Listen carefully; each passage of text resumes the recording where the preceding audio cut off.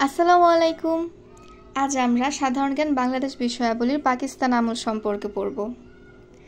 পাকিস্তান, যার অর্থ পবিত্র স্থান।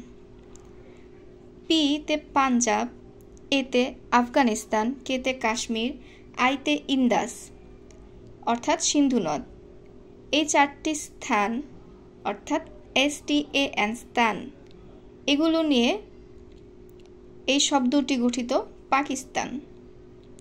চৌধুরী রহমত আলী তার নাও অর নেভার পুস্তকে প্রথম পাকিস্তান এই নামটি প্রস্তাব করেন। বইটি প্রকাশের পর থেকেই পাকিস্তান নামটি জনপ্রিয় হতে থাকে। চৌধুরী রহমত আলীকে পাকিস্তান প্রতিষ্ঠার আন্দোলনের স্থপতি হিসেবে বিবেচনা করা হয়। তাহলে পাকিস্তান আন্দোলনের স্থপতি কে? পাকিস্তান আন্দোলনের স্থপতি চৌধুরী রহমত আলী। ভারত স্বাধীনতা আইন পাশ হয় কবে? ভারত স্বাধীনতা আইন পাশ হয় 18 জুলাই 1947 সালে। 1947 সালের 23 জুন লর্ড মাউন্টব্যাটেন ভারত স্বাধীনতা আইনের পরিকল্পনা করেন, যা ব্রিটিশ পার্লামেন্টে পাশ হয় 1947 সালের 18 জুলাই। 1947 সালের 14 আগস্ট পাকিস্তান ও 15 আগস্ট ভারত নামক দুইটি স্বাধীন রাষ্ট্রের জন্ম হয়। পূর্ব বাংলার প্রথম গভর্নর কে ছিলেন? পূর্ব বাংলার প্রথম গভর্নর ছিলেন চৌধুরী খালেকুজ্জামান। 1947 সালের 14 আগস্ট পাকিস্তান সৃষ্টির পর প্রথম গভর্নর জেনারেল হন মোহাম্মদ আলী জিন্নাহ। প্রথম প্রধানমন্ত্রী হন লিয়াকত আলী খান। পূর্ব বাংলার প্রথম মুখ্যমন্ত্রী হন খাজা নাজিমুদ্দিন। পূর্ব বাংলার গভর্নর হন চৌধুরী খালেকুজ্জামান। ভাষা আন্দোলনের সাথে জড়িত পাকিস্তান তমদ্দুন মজলিস প্রতিষ্ঠিত হয়। অর্থাৎ পাকিস্তান আমলে ভাষা আন্দোলনের সাথে জড়িত তমদ্দুন মজলিস প্রতিষ্ঠানটি যে গঠিত হয় তার নেতৃত্ব কে দিয়েছিল? অর্থাৎ তমদ্দুন মজলিস কে প্রতিষ্ঠা করেন? অধ্যাপক আবুল কাশেম। অধ্যাপক আবুল কাশেম তমদ্দুন মজলিস প্রতিষ্ঠা করেন। ভাষা আন্দোলনের যে প্রথম পুস্তিকা, যার নাম ছিল পাকিস্তানের রাষ্ট্রভাষা বাংলা না উর্দু, সেইটা এই তমদ্দুন মজলিস প্রতিষ্ঠান থেকেই কিন্তু প্রকাশিত হয়। এর লেখক ছিলেন আবুল কাশেম, কাজী মোতাহের হোসেন, আবুল মনসুর আহমদ। রাষ্ট্রভাষা আন্দোলনে কোন সংস্থা গুরুত্বপূর্ণ ভূমিকা পালন করে? রাষ্ট্রভাষা আন্দোলনে গুরুত্বপূর্ণ ভূমিকা পালন করে তমদ্দুন মজলিস। তমদ্দুন মজলিস সংগঠনটি কিসের সাথে জড়িত? ভাষা আন্দোলনের সাথে জড়িত। বাংলাকে রাষ্ট্রভাষা করার দাবিতে প্রথম কোন সংগঠন প্রতিষ্ঠিত হয়? বাংলাকে রাষ্ট্রভাষা করার দাবিতে প্রথম যে প্রতিষ্ঠানটি গঠিত হয় তা হচ্ছে তমদ্দুন মজলিস। রাষ্ট্রভাষা সংগ্রাম পরিষদ গঠিত হয় কত সালে? রাষ্ট্রভাষা সংগ্রাম পরিষদ গঠিত হয় 1947 সালে।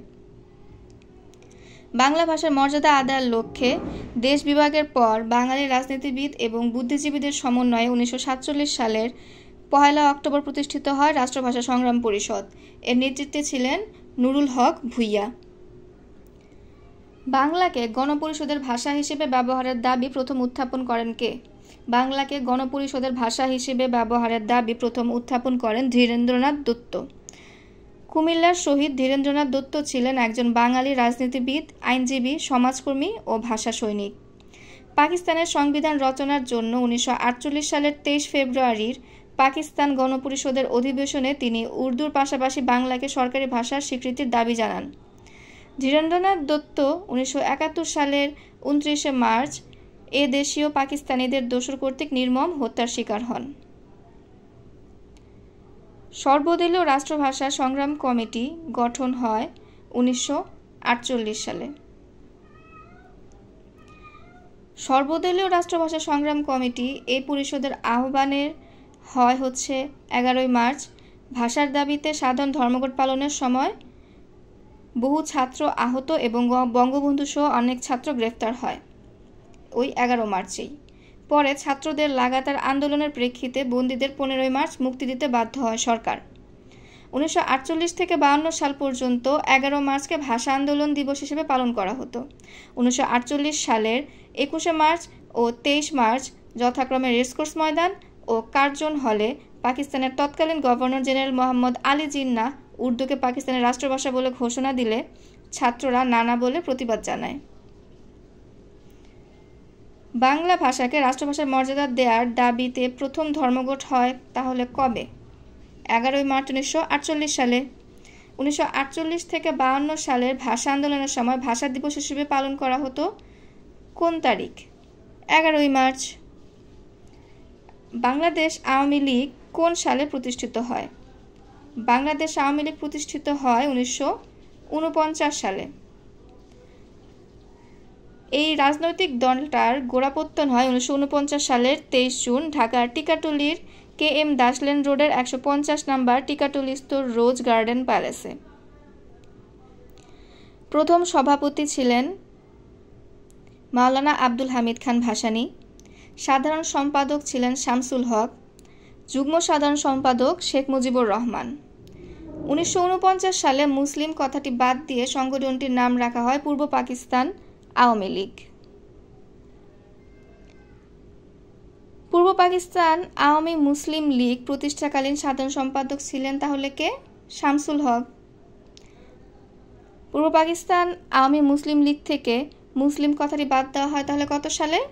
1955 সালে।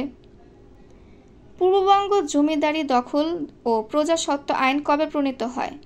জমিদারি দখল ও প্রজাস্বত্ব আইন প্রণীত হয় 1950 সালে।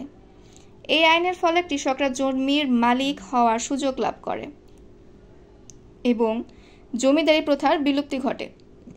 এই আইন প্রবর্তনে ভূমিকা রাখেন শেরেবাংলা একে ফজলুল হক। ভাষার জন্য যারা প্রাণ দিয়েছে তাদের একজনের নাম সালাম। আওয়ামী মুসলিম লীগ সভাপতি মাওলানা আব্দুল হামিদ খান ভাসানীর সভাপতিত্বে বিভিন্ন রাজনৈতিক দলের সমন্বয়ে সর্বদলীয় কেন্দ্রীয় রাষ্ট্রভাষা সংগ্রাম পরিষদ গঠিত হয় 31 জানুয়ারি 1952 সালে। এখানে একটু বোঝার বিষয় রয়েছে। রাষ্ট্রভাষা সংগ্রাম পরিষদ গঠিত হয়েছিল কিন্তু 1947 সালে। এটা ছিল প্রথমবার। তখন নেতৃত্ব দেয় নুরুল হক ভূঁইয়া। আবার সর্বদলীয় রাষ্ট্রভাষা সংগ্রাম পরিষদ বা সর্বদলীয় কেন্দ্রীয় রাষ্ট্রভাষা সংগ্রাম পরিষদ গঠিত হয় 31 জানুয়ারি 1952 সালে। তখন এর সভাপতি হন মাওলানা আব্দুল হামিদ খান ভাসানী। এর মাঝখানে আবার সর্বদলীয় রাষ্ট্রভাষা সংগ্রাম কমিটি গঠিত হয় 1948 সালে, যখন এর সভাপতি ছিলেন কামরুদ্দিন আহমেদ। অর্থাৎ 1947 সালে রাষ্ট্রভাষা সংগ্রাম পরিষদ হয়, তখন ছিল নুরুল হক। 1948 সালে সর্বদলীয় রাষ্ট্রভাষা সংগ্রাম কমিটি গঠিত হয়, তখন সভাপতি ছিল কামরুদ্দিন আহমেদ এবং সব দলের একসাথে সর্বদলীয় কেন্দ্রীয় রাষ্ট্রভাষা সংগ্রাম কমিটি গঠন হয় 1952 সালের 31 জানুয়ারি এবং তখন সভাপতি ছিল মাওলানা আব্দুল হামিদ খান ভাসানী। প্রশ্নে আমাদের অপশনে যদি এরকম আসে যে সর্বদলীয় রাষ্ট্রভাষা সংগ্রাম পরিষদ কবে গঠিত হয় এবং সেইখানে যদি অপশনে 31 জানুয়ারি 1952 থাকে, তাহলে আমরা সেটাই প্রেফার করব। ভাষা শহীদদের মধ্যে ঢাকা বিশ্ববিদ্যালয়ের ছাত্র ছিলেন আবুল বরকত। ভাষা শহীদদের সম্পর্কে আমাদের কিছু তথ্য জানা দরকার। ভাষা শহীদ রফিক উদ্দিন, তিনি ছিলেন প্রথম ভাষা শহীদ। তার জন্ম ছিল মানিকগঞ্জ জেলায়। ঢাকায় পিতার মুদ্রণ শিল্প ব্যবসার সাথে তিনি যুক্ত ছিলেন। আবুল বরকত, তিনি ঢাকা বিশ্ববিদ্যালয়ের রাষ্ট্রবিজ্ঞান বিভাগে স্নাতকোত্তরে অধ্যয়নরত ছিলেন। শফিউর রহমান, তিনি 22 ফেব্রুয়ারি 1952 সালে শহীদ হন। ঢাকার হাইকোর্টে কেরানি ছিলেন তিনি। জব্বার দর্জি ছিলেন। জব্বারের বাড়ি ছিল ময়মনসিংহ। সালাউদ্দিন ঢাকা বিশ্ববিদ্যালয়ের MA ক্লাসের ছাত্র ছিল। ওহিদুজ্জামান ওরফে ওহিউল্লাহ ছিল নবম দশম অর্থাৎ 9-10 বছরের একজন কিশোর ছেলে। শহীদদের মধ্যে শফিউরকে আমাদের একটু ভালোভাবে পড়া দরকার, কারণ 1952 সালের 26 জানুয়ারি পল্টন ময়দানে উর্দুকে রাষ্ট্রভাষা করার ঘোষণা দেন খাজা নাজিম উদ্দিন। 20 ফেব্রুয়ারি 1952 সালে পাকিস্তান সরকার পূর্ব বাংলায় 144 ধারা অনির্দিষ্টকালের জন্য জারি করেন। বাংলার ছাত্ররা তা ভঙ্গ করে পূর্ববঙ্গ আইন পরিষদ অধিবেশনে নিজেদের দাবি উত্থাপন করতে উদ্যত হলে পুলিশের গুলিতে প্রাণ হারায় রফিক, সালাম, বরকতরা। এর প্রতিবাদে 21 ফেব্রুয়ারির পরের দিন অর্থাৎ 22 ফেব্রুয়ারি মিছিল বের করলে গুলিতে শহীদ হন শফিউর রহমান। 21-এর প্রথম শহীদ ছিল রফিক উদ্দিন। আর আমাদের এই 21 ফেব্রুয়ারি দিনটা ছিল বৃহস্পতিবার, 8 ফাল্গুন, বাংলার 1358 বঙ্গাব্দ।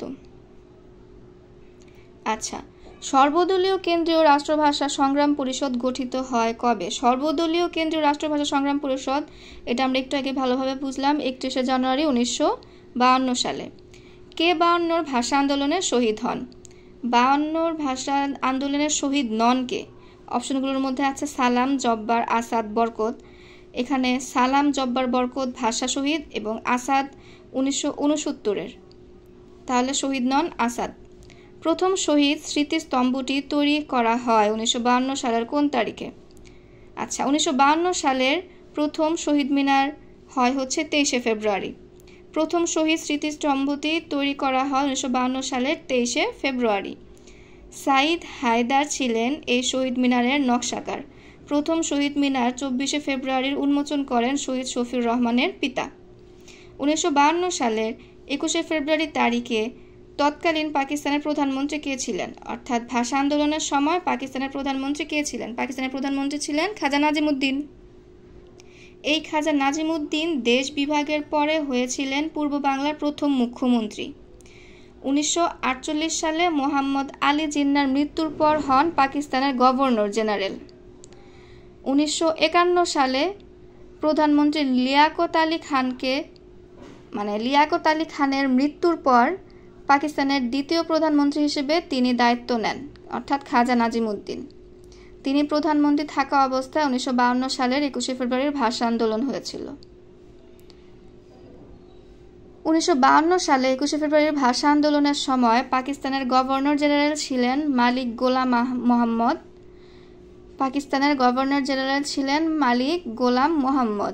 পাকিস্তানের প্রধানমন্ত্রী ছিলেন খাজা নাজিমুদ্দিন। পূর্ব বাংলার মুখ্যমন্ত্রী ছিলেন নুরুল আমিন। বাংলাকে পাকিস্তান গণপরিষদ কোন তারিখে অন্যতম রাষ্ট্রভাষা হিসেবে স্বীকৃতি দেয়? পাকিস্তান গণপরিষদ স্বীকৃতি দেয় 9 মে 1954 সালে। 1987 সালে বাংলা ভাষা প্রচলন আইন জারি করা হয়েছিল। আর বাংলা ভাষাকে সাংবিধানিকভাবে রাষ্ট্রভাষা হিসেবে স্বীকৃতি দেওয়া হয় 1956 সালে। সর্বস্তরে বাংলা ভাষার প্রচলন আইন পাশ হয় 1987 সালে। কোন প্রতিষ্ঠান 21 ফেব্রুয়ারি আন্তর্জাতিক ভাষা দিবস হিসেবে স্বীকৃতি দান করে? ইউনেস্কো। 1999 সালের 17 নভেম্বর ইউনেস্কো 31তম বৈঠকে 21 ফেব্রুয়ারিকে আন্তর্জাতিক মাতৃভাষা দিবস হিসেবে স্বীকৃতি দেয়। কেন্দ্রীয় শহীদ মিনারের স্থপতি কে? কেন্দ্রীয় শহীদ মিনারের স্থপতি হামিদুর রহমান। আমাদের এই কেন্দ্রীয় শহীদ মিনার ঢাকা মেডিকেল কলেজ প্রাঙ্গণে অবস্থিত।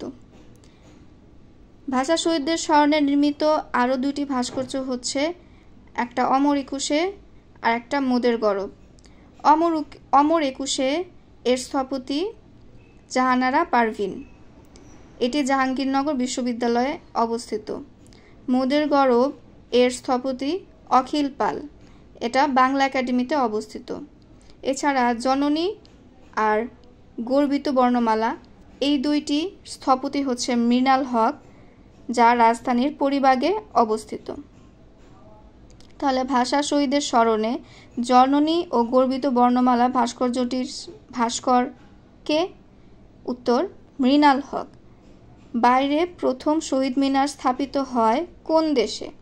অর্থাৎ বাংলাদেশের বাইরে প্রথম শহীদ মিনার স্থাপিত হয় যুক্তরাজ্যে। বাংলাদেশের বাইরে শহীদ মিনারের মধ্যে ওমান হচ্ছে একটি দেশ, যেখানে মুসলিম দেশে নির্মিত প্রথম শহীদ মিনার হয়। আর টোকিও জাপানে হচ্ছে বাংলাদেশ সরকারের অর্থে দেশের বাইরে নির্মাণ করা প্রথম শহীদ মিনার? অর্থাৎ বাংলাদেশের সরকারের অর্থে দেশের বাইরে নির্মাণ করা শহীদ মিনারটা হচ্ছে জাপান টোকিওতে প্রথম। আর মুসলিম দেশে নির্মিত প্রথম শহীদ মিনার হচ্ছে যেই দেশ সেটা ওমান। আর প্রথমে হচ্ছে বাংলাদেশের বাইরে প্রথম শহীদ মিনার স্থাপিত হয় যুক্তরাজ্যে। আচ্ছা, শহীদ মিনারের ছবি সম্বলিত ডাক টিকিট বিশ্বের কোন দেশ প্রকাশিত করেছে? শহীদ মিনারের ছবি সম্বলিত ডাক টিকিট প্রকাশ করেছিল যুক্তরাষ্ট্র। সম্প্রতি বঙ্গবন্ধু শেখ মুজিবুর রহমানের জন্ম শতবার্ষিকী উপলক্ষে 17 মার্চকে আন্তর্জাতিক বঙ্গবন্ধু দিবস আখ্যায়িত করে বঙ্গবন্ধুর ছবি সম্বলিত স্মারক সিলমোহর প্রকাশ করেছে যুক্তরাষ্ট্রের ডাক বিভাগ। 1952 সালে তৎকালীন ভাষা আন্দোলন কিসের জন্ম দিয়েছিল? 1952 সালের তৎকালীন ভাষা আন্দোলন এক নতুন জাতীয় চেতনার জন্ম দিয়েছিল। ভাষা আন্দোলন পূর্ব বাংলায় কোন ভাবাদর্শ ছড়িয়ে দেয়? ভাষা আন্দোলন পূর্ব বাংলায় বাঙালি জাতীয়তাবাদ ছড়িয়ে দেয়। কিসের ভিত্তিতে পূর্ব বাংলায় আন্দোলন হয়েছিল? বাঙালি জাতীয়তাবাদের ভিত্তিতেই আন্দোলন হয়েছিল। আমার ভাইয়ের রক্তে রাঙানো 21শে ফেব্রুয়ারি গানটির সুরকার কে? গানটির সুরকার আলতাফ মাহমুদ, এবং এই আলতাফ মাহমুদ হচ্ছে আমার ভাইয়ের রক্তে রাঙানো গানটির বর্তমান সুরকার। আমার ভাইয়ের রক্তে রাঙানো 21শে ফেব্রুয়ারি আমি কি ভুলতে পারি এই গানটির প্রথম সুরকার ছিলেন আব্দুল লতিফ। আর আমার ভাইয়ের রক্তে রাঙানো 21শে ফেব্রুয়ারি গানটির রচয়িতা আব্দুল গাফফার চৌধুরী। কোন বিদেশি রাষ্ট্র বাংলাকে অন্যতম রাষ্ট্রভাষার মর্যাদা দিয়েছে? সিয়েরা লিওন বাংলা ভাষাকে তাদের অন্যতম রাষ্ট্রভাষার মর্যাদা দিয়েছে। 2002 সালে সিয়েরা লিওনের প্রেসিডেন্ট বাংলা ভাষাকে সিয়েরা লিওনের অন্যতম রাষ্ট্রভাষার মর্যাদা দেয়। 1954 সালে পূর্ব পাকিস্তান প্রাদেশিক পরিষদ নির্বাচনে যুক্তফ্রন্টের প্রতীক ছিল নৌকা। নির্বাচনে মুসলিম লীগকে ক্ষমতাচ্যুত করার লক্ষ্যেই 1953 সালের 4 ডিসেম্বর যুক্তফ্রন্ট গঠন করা হয়। যুক্তফ্রন্টের মূলত 4টা বিরোধী রাজনৈতিক দলের সমন্বয়ে গঠিত ছিল। এই 4টা দল ছিল আওয়ামী মুসলিম লীগ, কৃষক শ্রমিক পার্টি, নেজামে ইসলাম পার্টি, বামপন্থী গণতান্ত্রিক দল। আওয়ামী মুসলিম লীগের নেতৃত্বাধীন ব্যক্তি ছিলেন মাওলানা ভাসানী, কৃষক শ্রমিক পার্টির নেতৃত্বে ছিলেন শেরেবাংলা একে ফজলুল হক, নেজামে ইসলাম পার্টির নেতৃত্বে ছিলেন মাওলানা আতাহার আলী, বামপন্থী গণতান্ত্রিক দল এর নেতৃত্বে ছিলেন হাজী দানেশ। নির্বাচনে যুক্তফ্রন্টের দাবি ছিল 21 দফা ও প্রতীক ছিল নৌকা। মুসলিম লীগের প্রতীক ছিল হারিকেন। এই নির্বাচনের ফলাফলে যুক্তফ্রন্ট 237টি মুসলিম আসনের মধ্যে 223টি এবং 72টি অমুসলিম আসনের মধ্যে 13টি অর্থাৎ 223 ও 72 309টি আসনের মধ্যে 236টি আসনে জয়লাভ করে। আওয়ামী মুসলিম লীগ এককভাবে পায় 143টি আসন। 1954 সালের নির্বাচনে মহিলাদের জন্য সংরক্ষিত আসন রাখা হয়েছিল, সেখানে আসন ছিল 15টি। অর্থাৎ দেখা যায় হারিকেনের বাতি নিভে যায়, মানে মুসলিম লীগের বাতি নিভে যায়। এখন প্রশ্ন, 1954 সালের পূর্ব বাংলার প্রাদেশিক পরিষদ নির্বাচনে যুক্ত ছিলেন না কে? আচ্ছা, অপশনে দেওয়া শেরেবাংলা একে ফজলুল হক, হোসেন শহীদ সোহরাওয়ার্দী, মাওলানা আব্দুল হামিদ খান ভাসানী, নওয়াব স্যার সলিমুল্লাহ। অবশ্যই যুক্ত ছিলেন না নওয়াব স্যার সলিমুল্লাহ, কারণ তিনি তো 1906 সালের সর্বভারতীয় মুসলিম লীগ এর অন্যতম একজন প্রতিষ্ঠাতা ছিলেন। তার 1954 সালের কোনো কিছুর সাথে সম্পর্ক নাই। তিনি ছিলেন শুধু 1906 সালের 30 ডিসেম্বর প্রতিষ্ঠিত সর্বভারতীয় মুসলিম লীগের অন্যতম প্রতিষ্ঠাতা। 1954 সালের নির্বাচনে যুক্তফ্রন্টের দফা ছিল 21টি। 1954 সালের 21 দফার মধ্যে প্রথম দফা ছিল বাংলা ভাষাকে রাষ্ট্রভাষার স্বীকৃতি দেওয়া। যুক্তফ্রন্টের মন্ত্রিসভার প্রথম মুখ্যমন্ত্রীর নাম ছিল পূর্ব বাংলার যুক্তফ্রন্টের মন্ত্রিসভার প্রথম মুখ্যমন্ত্রীর নাম ছিল একে ফজলুল হক, শেরেবাংলা একে ফজলুল হক। শেখ মুজিবুর রহমান যুক্তফ্রন্ট মন্ত্রিসভার সদস্য হন কত বছর বয়সে? শেখ মুজিবুর রহমান যুক্তফ্রন্ট মন্ত্রিসভার সদস্য হন 34 বছর বয়সে। যুক্তফ্রন্ট বিজয় লাভ করলে ৩ এপ্রিল ১৯৫৪ সালে শেরেবাংলা একে ফজলুল হককে মুখ্যমন্ত্রী করে পূর্ব বাংলার প্রাদেশিক মন্ত্রিসভা গঠিত হয়েছিল। শেখ মুজিবুর রহমান ছিলেন তখন কৃষি, সমবায় ও পল্লী উন্নয়ন মন্ত্রী। সে সময় তার বয়স ছিল ৩৪ বছর। ১৯৫৪ সালে যুক্তফ্রন্ট মন্ত্রিসভায় বঙ্গবন্ধু শেখ মুজিবুর রহমান কোন মন্ত্রণালয়ের দায়িত্ব ছিলেন? কৃষি, সমবায় ও স্থানীয় সরকার। পাকিস্তানের প্রথম শাসনতন্ত্র। পাকিস্তানের প্রথম শাসনতন্ত্র বা সংবিধান সংগৃহীত হয় ১৯৫৬ সালের ২৩ মার্চ। এর মধ্য দিয়ে আনুষ্ঠানিকভাবে পাকিস্তানের ইসলামিক প্রজাতন্ত্র হিসেবে প্রকাশ ঘটে। সংবিধানে একটি সংসদীয় আইনসভায় সংসদীয় সরকার গঠনের ব্যবস্থা করা হয়েছিল। সংবিধানের ২১৪ নং অনুচ্ছেদে বাংলাকে অন্যতম রাষ্ট্রভাষা স্বীকৃতি জানানো হয় তখন, অর্থাৎ সাংবিধানিকভাবে বাংলা স্বীকৃতি পায় ১৯৫৬ সালে। ১৯৫৬ সালের কোয়ালিশন সরকারের মন্ত্রিসভায় জাতির পিতা বঙ্গবন্ধু শেখ মুজিবুর রহমান কোন দপ্তরের নেতৃত্বে ছিলেন? কোয়ালিশন সরকারের মন্ত্রিসভায় ১৯৫৬ সালে শেখ মুজিবুর রহমান ছিলেন শিল্প, বাণিজ্য ও শ্রম মন্ত্রণালয়ে। ১৯৫৬ সালের ৬ সেপ্টেম্বর আতাউর রহমান খানের নেতৃত্বে ১৩ সদস্য নিয়ে কোয়ালিশন সরকার গঠিত হয়েছিল। ঐতিহাসিক কাকমারি সম্মেলনের নেতৃত্ব দেন কে? ঐতিহাসিক কাকমারি সম্মেলনের নেতৃত্ব দেন মাওলানা আব্দুল হামিদ খান ভাসানী। ৭ ফেব্রুয়ারি ১৯৫৭ সালে টাঙ্গাইল জেলার সন্তোষের কাকমারিতে এক বিরাট সম্মেলন অনুষ্ঠিত হয়, যা কাকমারি সম্মেলন নামে পরিচিত। সম্মেলনের সভাপতি ছিলেন মাওলানা আব্দুল হামিদ খান ভাসানী এবং প্রধান অতিথি ছিলেন শহীদ সোহরাওয়ার্দী। মাওলানা ভাসানী তার ভাষণে সেখানে উল্লেখ করেছিলেন, যদি পূর্ব পাকিস্তানের শোষণ অব্যাহত থাকে তবে তিনি পশ্চিম পাকিস্তানকে আসসালামু আলাইকুম জানাতে বাধ্য হবেন। কাকমারির সম্মেলন অনুষ্ঠিত হয় তাহলে কোথায়? কাকমারির সম্মেলন অনুষ্ঠিত হয় সন্তোষে। আচ্ছা, আওয়ামী লীগের ৬ দফা পেশ করা হয়েছিল কত সালে?